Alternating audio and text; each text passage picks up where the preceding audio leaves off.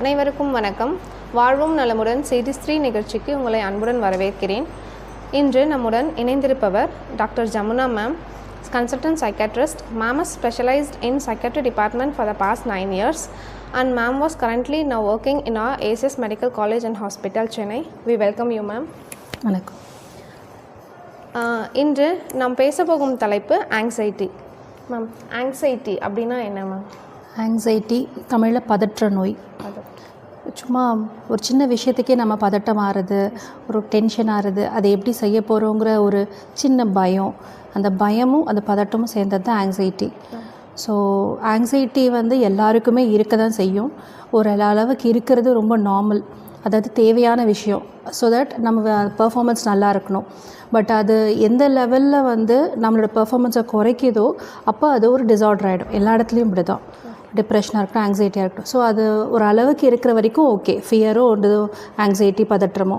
அதுக்கு மேலே போய் அது நம்மளோட வேலையே தடுக்கிற அளவுக்கு இருக்கும்போது அது ஆங்ஸைட்டி டிஸார்டர் ஆகுது. ஸோ அதோட மெயின் வார்த்தை இன்அப்ராப்ரியேட் டு த சிச்சுவேஷன். ஒரு விஷயத்துக்கு இருக்கக்கூடிய அளவுக்கு மீறின அதிகமாக இருக்கிற பயம் தான் ஆங்ஸைட்டின்னு சொல்கிறோம். மேம், இது என்னென்ன ரீசனால் நமக்கு வரும் ஆங்ஸைட்டிங்கிறது? எல்லா சைக்காட்ரிக் டிஸார்டர்ஸுமே மெயினாக ஜெனட்டிக் ப்ரீடிஸ்பொசிஷன் சொல்லுவோம். அதாவது மரபணு வழியாக நம்மளுக்கு வரக்கூடிய விஷயங்கள் தான் மேக்ஸிமம். அது எந்த அளவுக்கு வெளிப்பாடு காமிக்கிறங்கிறது நம்மளோட என்விரான்மெண்டல் ஃபேக்டர்ஸை பொறுத்து இருக்குது. அண்ட் அகெயின் ஜெனட்டிக்கில் நம்ம சொல்லுவோம் இல்லையா, டாமினண்ட்டாக இருக்குதுன்னா வெளியில் தெரியும். ஸோ மேக்ஸிமம் இது ஜெனட்டிக்காக தான் வருது. ஓகே, இப்போது ஆங்ஸைட்டி வரதுக்கு என்னென்ன காரணங்கள் இருக்குது மேம்? காரணங்கள் சிம்டம்ஸ் என்னென்ன சிம்டம்ஸ் நம்ம பார்க்கலாம் ஆங்ஸைட்டியில்? Correct.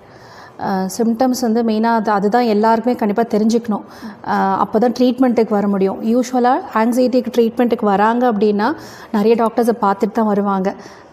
GI symptoms, neuro symptoms, இவங்க எல்லாருமே அந்தந்த ஸ்பெஷலிஸ்ட்டை பார்த்ததுக்கப்புறம் தான் தே will be referred to psychiatry.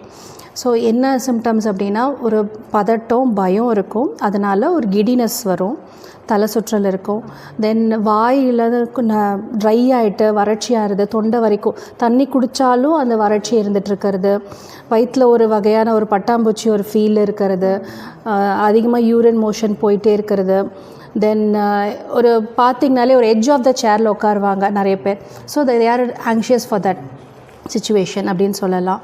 So இந்த எல்லா சிம்டம்ஸும் நம்ம ஆங்ஸைட்டி வரும்.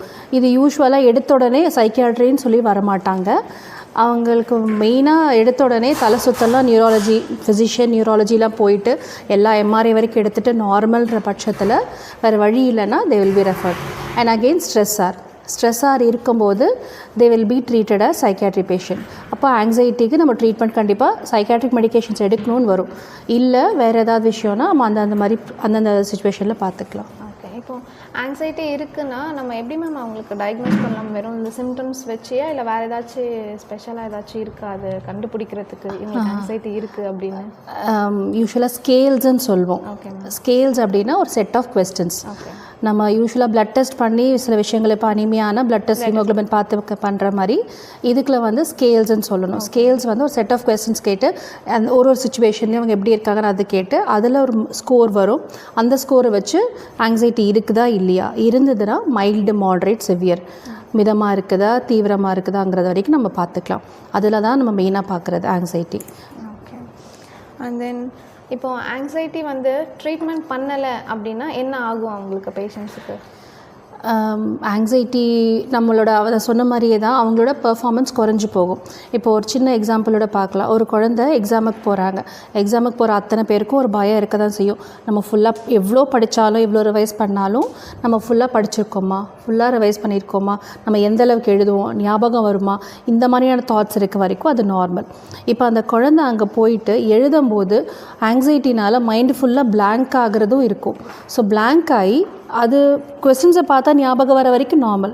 கொஸ்டின்ஸை பார்த்தும் ஞாபகம் வரல, எனக்கு சுத்தமாக எழுத முடியல, பயத்தில் வெடவெடத்து போய் வேர்த்து கொட்டி அந்த இடத்துலேயே உட்கார முடியல அப்படிங்கிற பட்சத்தில் அவங்களுக்கு பிரச்சனை வருது. So they should be treated. Okay, okay. Then இப்போது ஆங்ஸைட்டிக்கும் ப்ரெக்னன்சிக்கும் ஏதாச்சும் ரிலேஷன் இருக்குங்களா? ரிலேஷன்னு சொல்ல முடியாது. பட் ப்ரெக்னென்ட் ஆவோமா அப்படிங்கிறதே கொஞ்சம் ஒரு ஆங்ஷியஸாக நிறைய பேருக்கு இருக்கும் இல்லையா. இப்போது மெயினாக சொல்லப்போனால் கல்யாணம் ஆகி கொஞ்ச நாள் ஆச்சு. ஒரு காமனாக நம்ம எல்லாருமே ரிலேட்டிவ்ஸ்லேருந்து வரக்கூடிய கேள்வி நல்ல செய்தி இருக்கான்றது. ஸோ அதில் அது ஒரு அதனால் கூட வரலாம். அண்ட் இந்த மாதிரி கேள்விகள் வர்றதுனாலையும் சரி, அவங்களுக்கே ஒரு சின்ன பயத்தினாலையும் சரி, அப்போது வந்து ப்ரெக்னென்ட் ஆவோமான்னு ஒரு ஆங்ஷியஸ் ஒரு ஸ்டேட் இருக்கும்.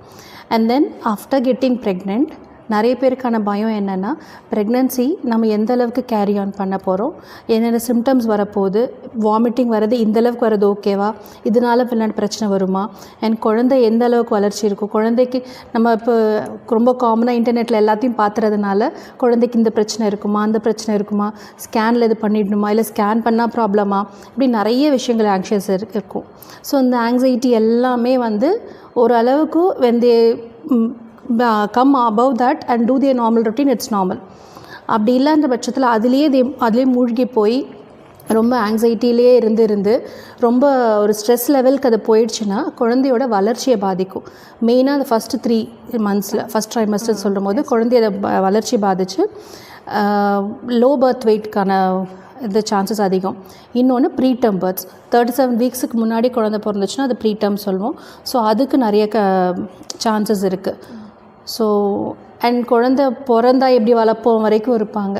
ஸோ அது முடிஞ்ச அளவுக்கு ப்ரெக்னன்சி அந்த ஆன்டினேட்டல் இது பீரியட்லேயே வந்து ஒஜிஷியன்ஸ் கைனகாலஜிஸ்ட் வந்து தேல் know if the patient is anxious. அப்படி இருந்துச்சுன்னா அதுக்கு வந்து ஒரு சின்ன கவுன்சிலிங் மாதிரி கொடுத்துட்டா அவங்களோட ஆங்ஸைட்டிலாம் குறைஞ்சிரும். ஒரு சிறிய இடைவெளிக்கு பின் மீண்டும் தொடருவோம்.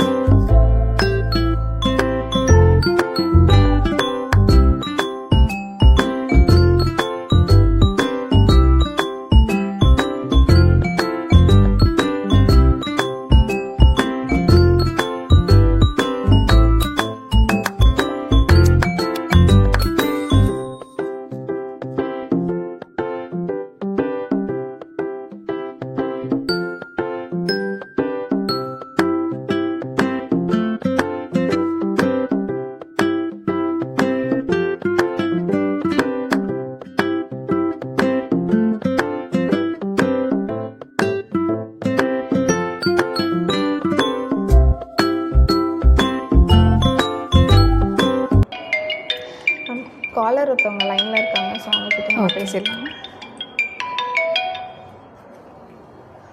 ஹலோ, வணக்கம் டாக்டர். வணக்கம் சார். சார் உங்கள் சந்தேகங்கள் நம்ம டாக்டர்கிட்ட கேளுங்க. எனக்கு தெரிஞ்ச ஒருத்தர்கிட்ட ஆன்சைட்டி ப்ராப்ளம் இருக்கு. ஓகே. அவங்களுக்கு எப்போ எந்த சமயத்தில் அவங்ககிட்ட ட்ரீட்மெண்ட் வருது அதை பற்றி சொல்லுங்க. Okay sir. ஆங்ஸைட்டி வந்து அதாவது அந்த பயம் பதற்றம் இருக்கிற வரைக்கும் அவங்களால நார்மலாக ஃபங்க்ஷன் ஆகிற வரைக்கும் ஒன்றும் பிரச்சனையே கிடையாது. அவங்க ட்ரீட்மெண்ட்டே தேவையில்லை. அவங்களுக்கே அது தோணாது. அவங்களுக்கு அதை மீறி அவங்களோட வேலைகளை அவங்க செய்ய முடியாத பட்சத்தில் தான் ட்ரீட்மெண்ட்டுக்கு வரணும்.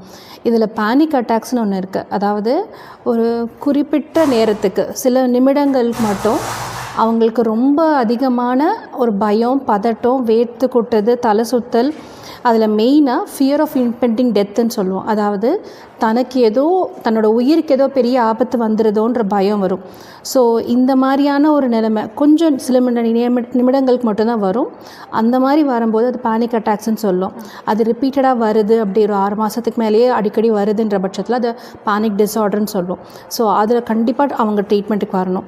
அண்ட் ஆங்ஸைட்டி அவங்களால தன்னோட வேலையை செய்ய முடியாத பட்சத்தில், தன்னோட வேலையில் குறைபாடுகள் இருக்குது, அதனால் என் பர்ஃபார்மன்ஸ் குறையுதுன்னா கண்டிப்பாக அவங்க ட்ரீட்மெண்ட்டுக்கு வரணும்.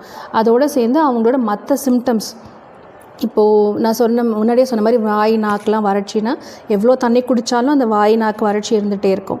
அண்ட் யூரின் மோஷன் அடிக்கடி வந்துகிட்டே இருக்கும்.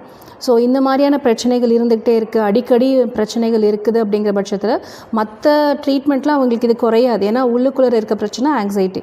ஸோ அப்போ கண்டிப்பாக ட்ரீட்மெண்ட்டுக்கு வந்து பண்ணிக்கலாம் பெட்டர். நான் கேட்ட கொஷின்ஸுக்கு எல்லாத்துக்குமே கிளியராக ஆன்சர் பண்ணிங்க ma'am. So thank you so much. நன்றி. தேங்க்யூ.